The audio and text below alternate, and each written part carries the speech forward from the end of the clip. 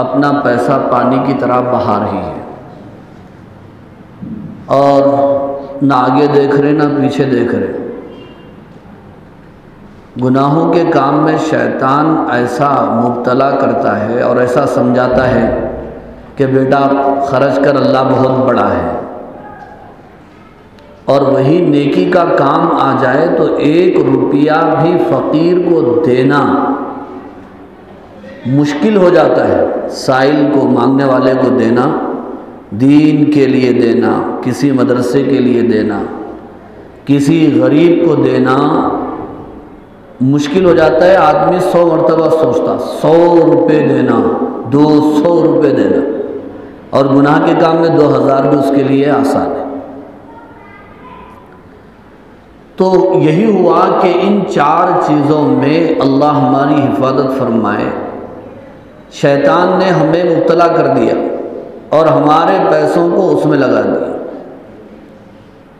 और हमारे बुजुर्गों ने बहुत बड़ी बात बयान फरमाई कि आदमी का पैसा कहाँ लग रहा है उसे देखकर हम पहचान सकते हैं कि वो कैसा कमा रहा है। अगर गलत जगह उसका पैसा लग रहा है तो इसका मतलब ये कि उसकी कमाई भी गड़बड़ है। अगर किसी का पैसा सही जगह लग रहा है तो इसका मतलब ये है कि अल्हम्दुलिल्लाह उसकी कमाई भी पाक है और बेगुबार है, साफ है। तो बहरहाल 4 चीज़ों में आज पैसा पानी की तरह बहाया जा रहा है। अगर इन 4 चीज़ों में उम्मत थोड़ा सुधर जाए और पैसा अपना हिसाब से लगाए उसमें, तो फिर कर्जे नहीं हो सकते, हाथ तंग नहीं होता, परेशानी नहीं आती। अब सब ला के डाल देते, क्या करना उन साहब, महंगाई बढ़ गई। तो अच्छा, महंगाई जब बढ़ गई तो करना क्या है हमको? तो फिर अपना पैसा भी तो हिसाब से खर्च करना है ना।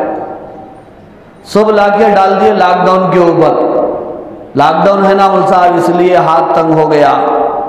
फिर अपने खर्चे नहीं देखते कि हम पैसा कैसा खर्च कर रहे हैं। इन 4 चीज़ों में पैसा खर्च किया जा रहा है। नंबर 1 तकरीबात, और नंबर 2 तामीरात, और नंबर 3 मतऊमात, और नंबर 4 मलबूसात।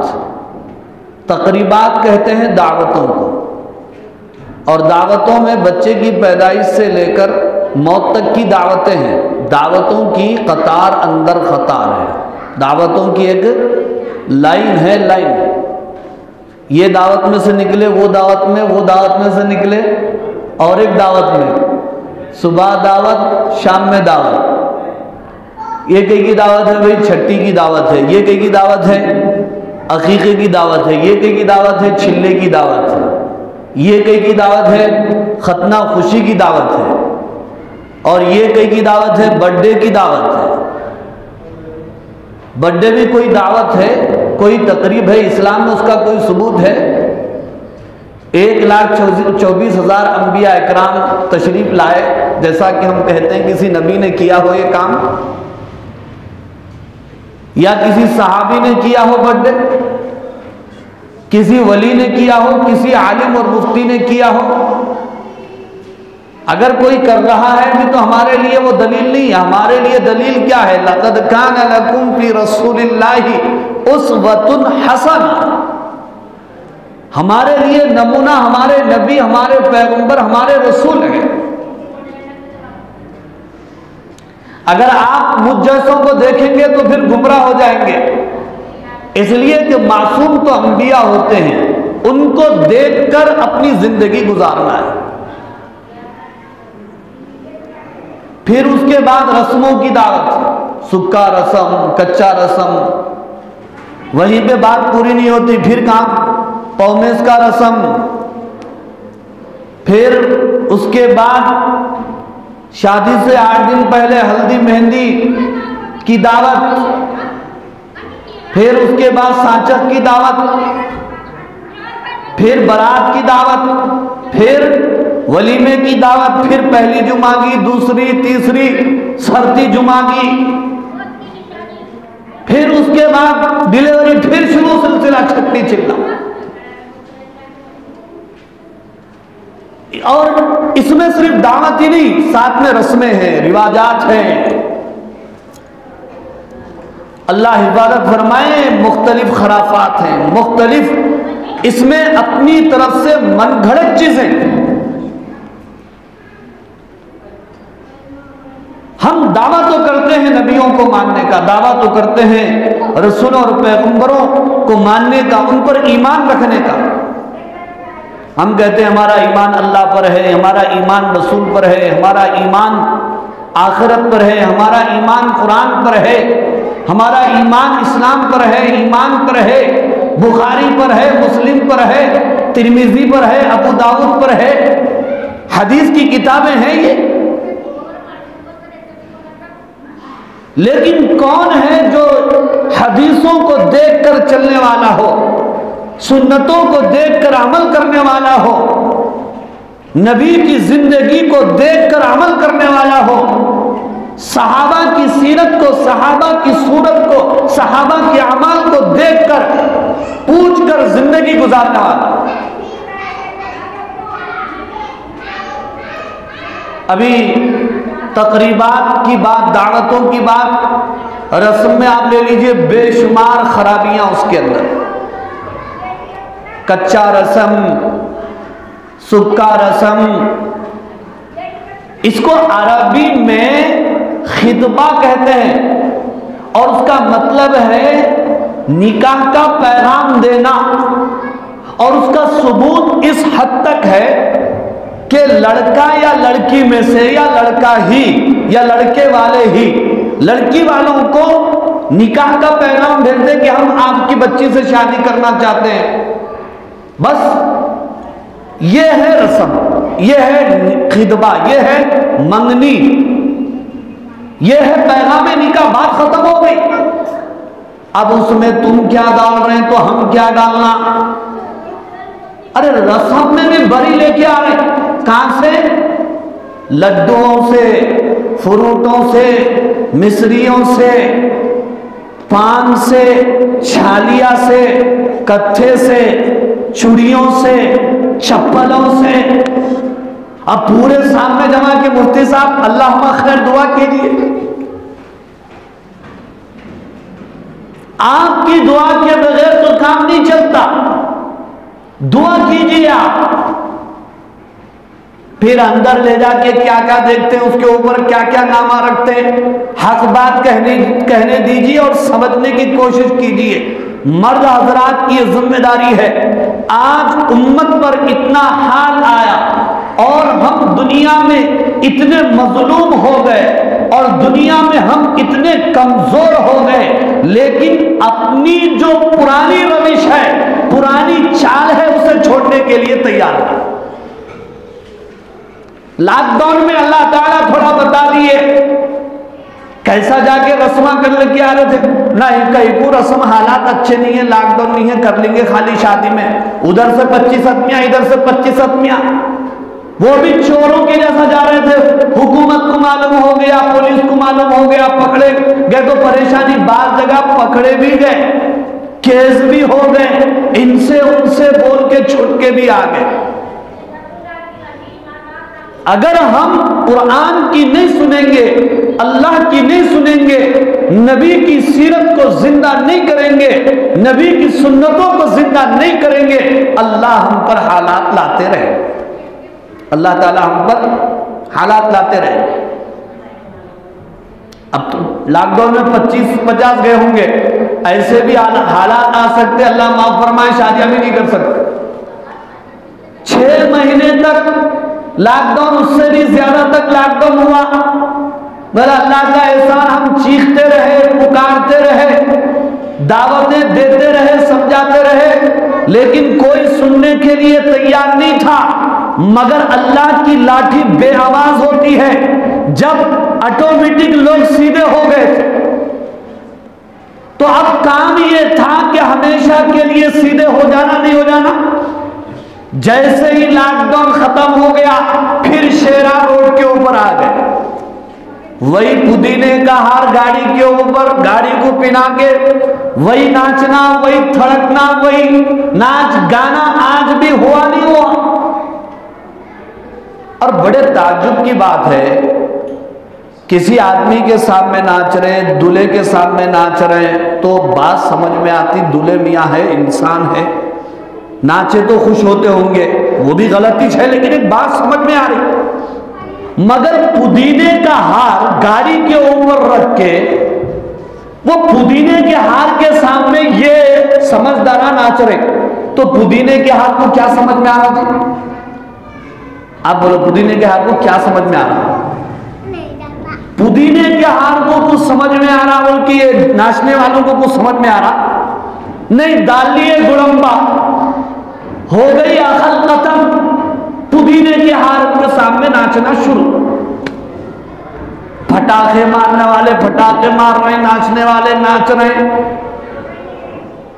पहले वैसे चीजों में अल्लाह के वास्ते जो रखो, अल्लाह के नबी ने फरमाया जहां गलत चीजें हो रही हैं वहां पर मत जाओ, वो फितने हैं, फितनों में झांक के भी देखेंगे तो फितनों में पड़ जाए।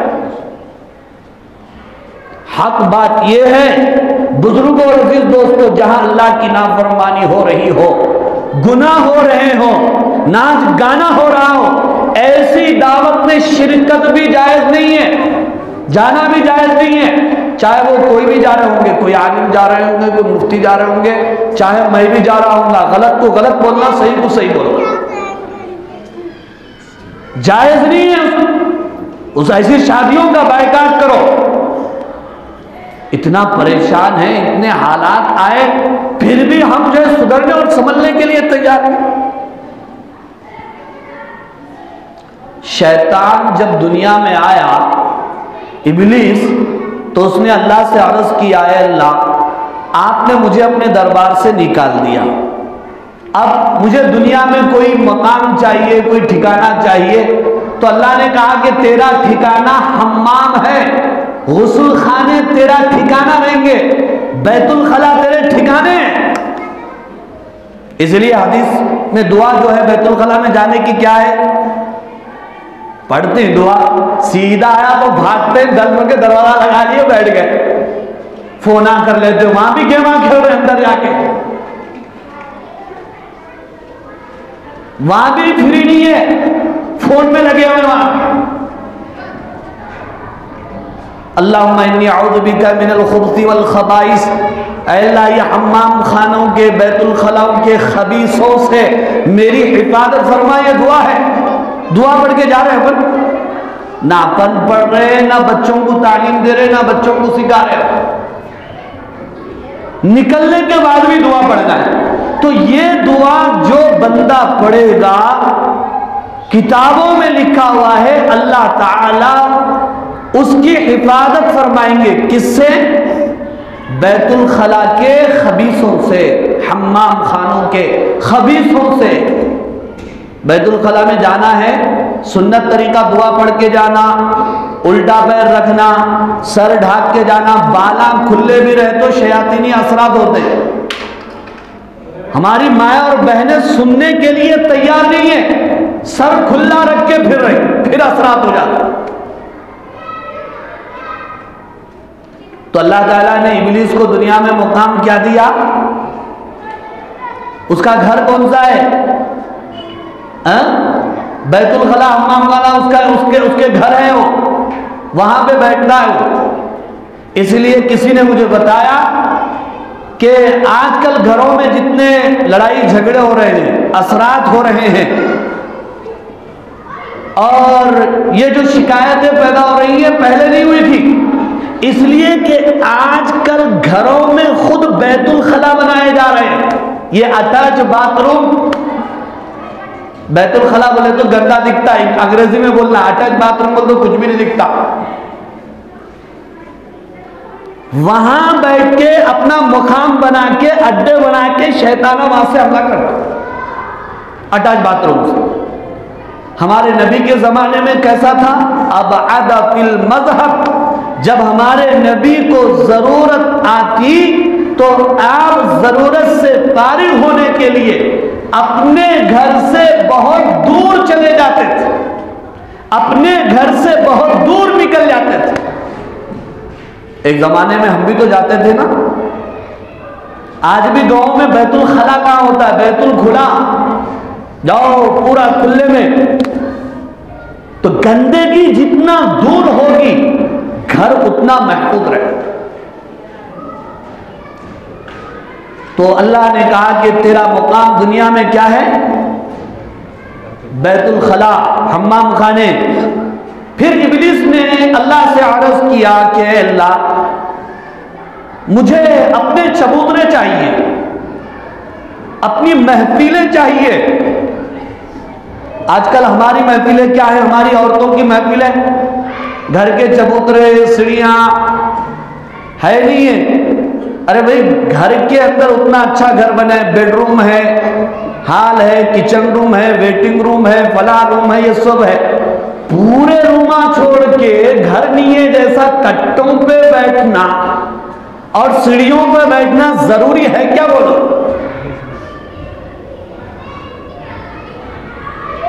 आका ने तो पर्दे का हुक्म दिया, इस्लाम ने पर्दे की तालीम दी, कुरान ने पर्दे की तालीम दी माँ और बहनों को।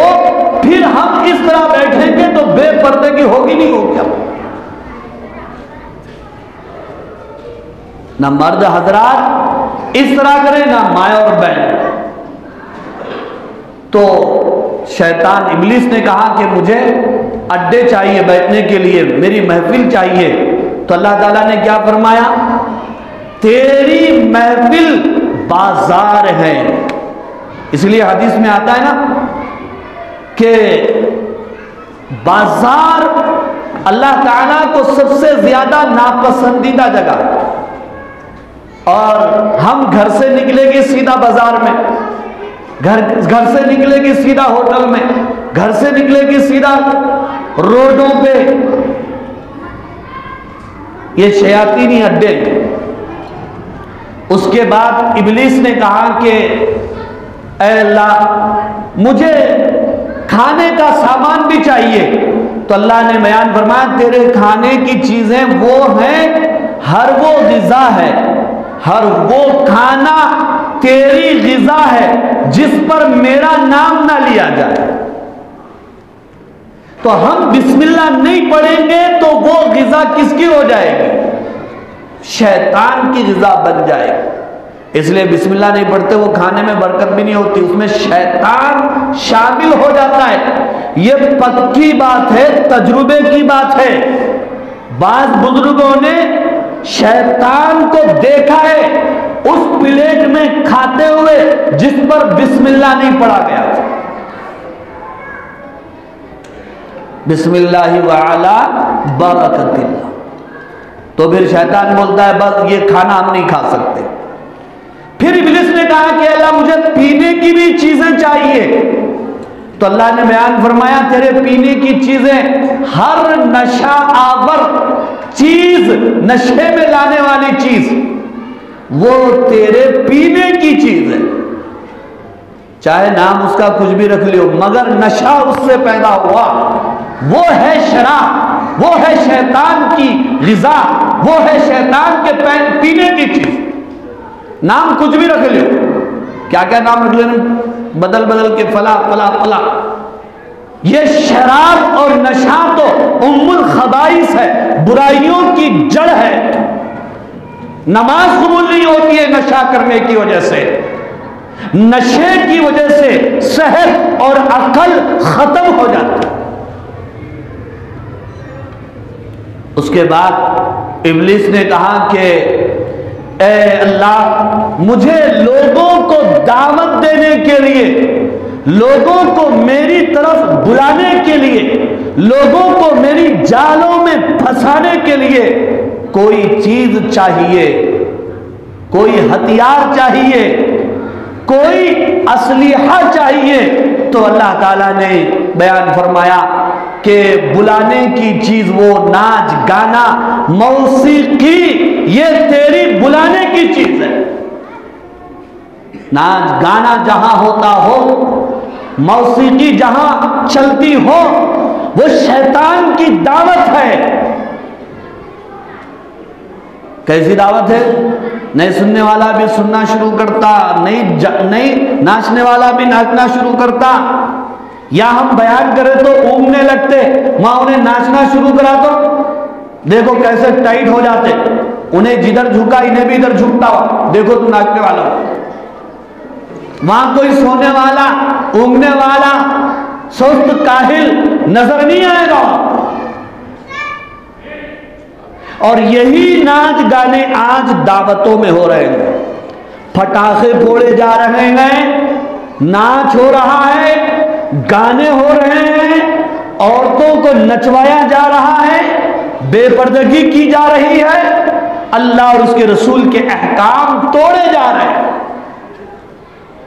मेरे और आपके नबी ने, मेरे और आपके महबूब ने, मेरे और आपके आका ने, मेरे और आपके पैगंबर ने, जिनके हम उम्मती हैं, जिनके हम गुलाम हैं, क्या फरमाया? बुइस्तु बिकसरिल मज़ामीर, मुझे अल्लाह ने गाने बजाने की चीजों को तोड़ने के लिए भेजा है। और आज वही उम्मत गाने बजाने की चीजों को ईजाद कर रही है, गाने बजाने की चीजों को बना रही है, गाने बजाने की चीजों को अपने अंदर ला रही है। एक हदीस के मफ़हूम में यहां तक आया कि ये मौसीकी की वजह से, गाने बजाने की वजह से दिलों में निफाक पैदा होता है, निफाक पैदा होता है। जब दिलों में निफाक पैदा हो, नमाज पढ़ने को दिल नहीं चाहता, दिलों में निफाक पैदा हो, नेकी का काम करने को दिल नहीं चाहता, दिलों में निफाक पैदा हो, गुनाह करने का शौक पैदा हो, गुनाहों का ज़ौक़ पैदा हो। इन चीजों का बायकाट करना चाहिए, इन चीजों को खत्म करना चाहिए, और जिसके लिए जिम्मेदार हर मर्द है, हर औरत है, जवान है, बूढ़े हैं, बुजुर्ग हैं। गुनाह को देखकर खामोशी अख्तियार करना मुदाहनत है, ईमान के खिलाफ है, इस्लाम के खिलाफ है, अल्लाह और उसके रसूल से मोहब्बत के खिलाफ है। वह है ना, एक बस्ती में अल्लाह ने अजाब भेजने का फैसला फरमाया, तो हज़रत जिब्राईल अलैहिस्सलाम ने पूछा, ऐ अल्लाह, उस बस्ती में एक इबादत गुजार बंदा भी है, क्या उसको भी अजाब की लपेट में ले लूं? अल्लाह ने फरमाया पहले, इसलिए कि वो इबादत तो कर रहा है, लेकिन जब उसके सामने नाफरमानी की जा रही है तो उसकी पेशानी पर बल तक नहीं आ रहा है, उसका चेहरा नहीं बदल रहा है। आज हमारे अंदर इतना भी एहसास हो जाए, गुनाह को देखकर, बुराइयों को देखकर कम से कम चेहरे पर बल आ जाए, और आदमी कम से कम नाक बहुत चढ़ा ले, तो समझाया जाएगा कि वाकई इसके अंदर कुछ ईमान की चिंगारी है, कुछ ईमान का एहसास इसके अंदर है। तो बात चल रही थी किसकी? दावतों की, रस्मों की। वो रस्म बोले तो याद आया, रस्म बोले तो समझ रहे शादी हो गई। क्या समझ रहे रस्म बोले तो? अंग्रेजी में क्या बोलते हैं उसको? इंगेजमेंट हो गया तो समझ रहे शादी खुली, रास्ता पूरा खुला। बच्ची का फोन बच्चे के पास, बच्चे का नंबर बच्ची के पास, बात चल रही। जायज है ये? हराम है, हराम है, गुनाह कबीरा है। अभी इजाबो कबूल नहीं हुआ, मेहर अदा नहीं हुआ, गवाह नहीं, इधर बातचीत शुरू हो गई। अब अंग्रेजी का लफ्ज़ तो मुझे याद नहीं आ रहा, मुख्तलिफ चीजें ईजाद हो गई। किस पे जाते वो? रस्म के बाद कुछ बोलते ना उसको, शादी के बाद तो हनीमून बोल के रख दिए, रस्म के बाद भी एक रख दिए। क्या होगी? क्या बोले तो बच्चा बच्ची एक दूसरे के ख्यालात मालूम कर लेना कहते, जमता नहीं जमता। बुजुर्गों और अजीज दोस्तों, हंसने की बात नहीं है, खुली बात में बोल रहा हूं कि इस वजह से कई बच्चियों की इज्जतें दागदार हो गई। और बाद में बच्चे बदल गए, मैं शादी नहीं कर लेता। क्या करते आप? किसके सामने बोलते आप? शरीयत में नहीं चलेंगे तो फिर इस तरह तबाही आएगी, इस तरह बर्बादी आएगी। जब तक इजाब व कबूल ना हो, मेहर अदा ना हो, गवाह ना हो, निकाह कैसे हो सकता है? रस्म और मंगनी शादी के दर्जे में नहीं है, वो तो एक वादा है शादी करने का, शादी नहीं है, वो एक वादा है। तो बस इस तरह की चीजों में फजूल खर्ची की वजह से कर्जे लेना पड़ रहा है, कर्जे करना पड़ रहा है और हाथ तंग हो रहे हैं। तो पहली चीज क्या निकली? तकरीबात, दावतों में पैसा ज्यादा। और दूसरी चीज क्या है? तामीरात। तीसरी चीज क्या है? मलबूसात। चौथी चीज है मतऊमात। इन चीजों की तशरीह इंशाअल्लाह